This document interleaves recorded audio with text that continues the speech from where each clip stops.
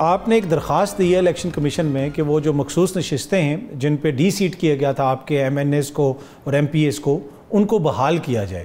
ادھر supreme court نے فیصلہ دیا ہوا ہے کہ یہ سیٹیں جو ہیں یہ عمران خان کے نام پہ ووٹ پڑا، یہ ان کی سیٹیں بنتی ہیں، اور آپ نے یہ درخواست دے دی، تو آپ کو امید ہے کہ یہ سیٹیں آپ کو ملیں گی؟ دیکھیں، سپریم کورٹ کے جذبات کی ہم بڑی عزت کرتے ہیں، لیکن مسئلہ یہ ہے جو ساری عوام کو بھی سمجھنا چاہیے. سپریم کورٹ کا فیصلہ ہوتا ہے کہ جذبات، اسی پہ میں آنے لگی ہوں. ہمیں سمجھنا یہ چاہیے کہ قانون کے جذبات ہوتے نہیں ہیں، جن کا مظاہرہ ہماری آنریبل سپریم کورٹ نے کر دیا ہے اپنے فیصلے کے اندر. قانون بلیک اینڈ وائٹ ہوتا ہے، اور کہیں کوئی آئین، کوئی قانون سپریم کورٹ کو آئین کو تبدیل کرنے کی، آئین کو لکھنے کی اجازت نہیں دیتا. آئین لکھنا، قانون سازی صرف اور صرف جو پارلیمنٹ ہے اس کا استحقاق ہے، اور یہ چیز ہمیں سمجھنی پڑے گی. جو فیصلہ انہوں نے دیا وہ آئین کے بالکل برعکس ہے. آئین کے اندر کہیں پہ اس چیز کی گنجائش نہیں تھی، جس طرح کی انہوں نے ان کو سپیس دی اور کہا کہ جی آپ کے پاس اتنا ٹائم ہے 1 مہینے کا، اس کے اندر آپ دوبارہ، اور وہ بھی 6 مہینے گزرنے کے بعد.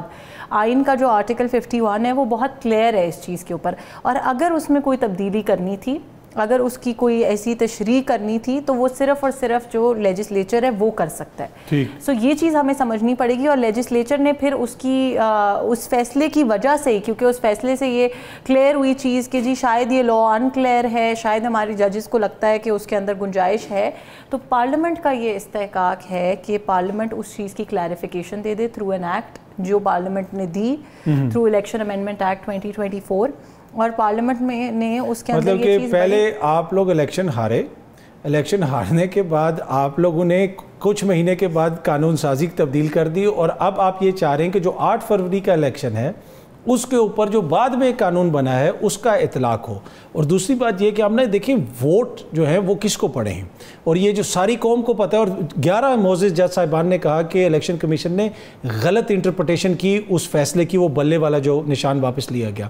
تو یہ کوئی ججز کی خواہشات تو نہیں ہے، یہ بنیادی طور پہ جو انٹرسٹ آف جسٹس ہے، آپ کو کمپلیٹ پکچر کو دیکھنا پڑے گا. عطا صاحب، میں اس پہ آپ کو 2 چیزیں کلیریفائی کر دوں جو بہت امپورٹنٹ ہے. پہلی بات یہ ہے کہ اگر 11 ججز نے آج یہ کہا کہ اس فیصلے کی غلط انٹرپریٹیشن ہوئی، تو یہ ٹائم نہیں ہے یہ کہنے کا. ان کو چاہیے تھا کہ جس وقت اس فیصلے کی انٹرپریٹیشن ہو رہی تھی وہ اسی وقت ای سی پی کو بلاتے اور کہتے کہ جی this is not what we have said. انہوں نے قاضی صاحب نے کرنا تھا نا، 3 نہیں، قاضی صاحب نے کرنا، this is exactly what I am saying. تو اب جب فیصلہ ہو گیا، انٹرپریٹیشن ہو گئی، امپلیمنٹیشن ہو گئی، اس کے بعد اگر کسی جج کو یہ لگتا ہے کہ یار شاید ہمیں عوام کی طرف سے کوئی بیک لیش آ رہا ہے اور ایک کامنٹ کر دینے سے کہ غلط انٹرپریٹیشن ہوئی، that does not change the decision, that does not change the law.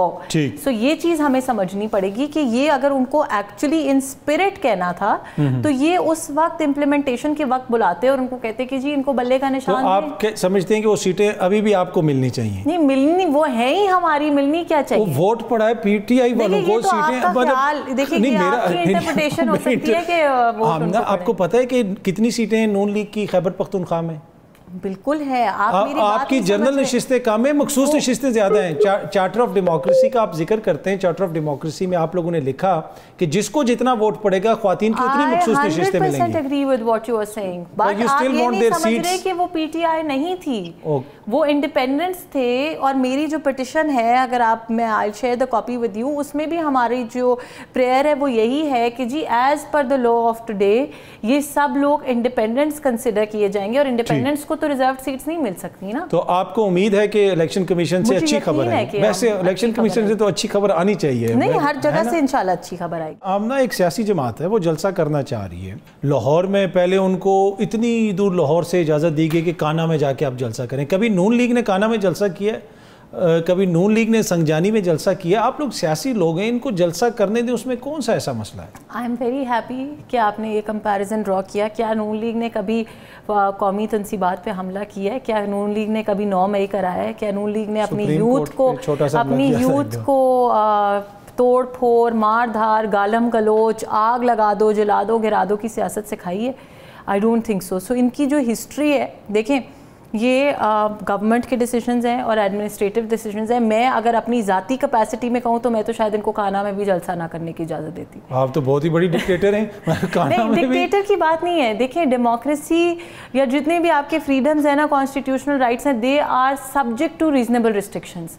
سو جو کچھ انہوں نے کیا اس میں سے کیا بات ریزنیبل ہے؟ اور میں جمہوریت کے لیے خطرہ ہیں یہ لوگ؟ نہیں، یہ انسانیت کے لیے خطرہ ہے. جمہوریت تو سیکنڈ سٹیپ ہے, یہ تو انسانیت کے لیے خطرہ ہے. اور میں جواب بھی دینا چاہوں گی اپنے بھائی عمر ڈار صاحب کو. انہوں نے کہا آپ نے ان سے سوال کوئی اور پوچھا, انٹرسٹنگ بات ہے, آپ نوٹ کریں, آپ کا تو کیونکہ فیلڈ بھی ہے.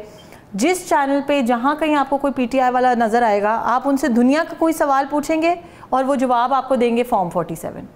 سو ایشو یہ ہے, یہ آپ نے چھیڑ بنائی ہوئی ہے نا انہوں نے فارم 47. تو یہ تو ان کی اپنی چھیڑ بن گئی ہے میرا حال ہے, کیونکہ کام کی بات ان کے پاس کوئی کرنے کو نہیں ہے. جب کرو گے ان کا وہی پرانا ریکارڈ بجتا رہے گا. بھائی کورٹ میں جائیں, کورٹ سے جب فیصلہ لے کے آئیں گے, کورٹ آپ کو پروف کر دے گا کہ آپ ٹھیک کہہ رہے ہیں, then we can sit down and talk نا. ایشو یہ ہے, اب وہ علی امین گنڈا پور صاحب کو آپ دیکھیں, جلسے کر رہے ہیں, شور مچا رہے ہیں سڑکوں پہ. اب آپ نے کہا, ان سے پوچھا ہے میرا حال ہے کہ آپ جلسے کرنے کی اجازت نہیں ملے گی, تو کیا شور ڈالنے کے علاوہ انہوں نے کرنا کیا ہے؟ نہ حکومت میں تھے تو کچھ کیا, پرفارمنس پہ بات کر سکتے ہیں نہیں, لیجسلیشن پہ بات کر سکتے ہیں نہیں, کسی قسم کا ان کا پازیٹیو انپٹ ہے حکومتوں میں, فیڈرل میں ہو, کے پی میں ہو, پنجاب میں ہو, جہاں ان کی اپنی حکومت ہے, جہاں اپوزیشن ہے, سارے شور ڈال رہے ہیں. So this is an unfortunate, یہی چیزیں تو پاکستان کو پیچھے کی طرف دھکیلتی ہیں. ہم جتنا مرضی ایفرٹ کر لیں, اگر یہ ان پہ پابندی لگوا دیں, یہ ملک دشمنی اور اتنے الزام ہے تو ان کے اوپر لگوائیں پابندی, یا پھر آئینی عدالت کا انتظار ہو رہا ہے کہ وہ بنے گی تو لگوائیں گے. دیکھیے بات یہ ہے کہ اس طرح کے ڈیسیشنز کے اندر بہت سارے سٹیک ہولڈرز ہیں. obviously پیپلز پارٹی کی بھی اس وقت ایک سٹیک ہے گورنمنٹ کے اندر,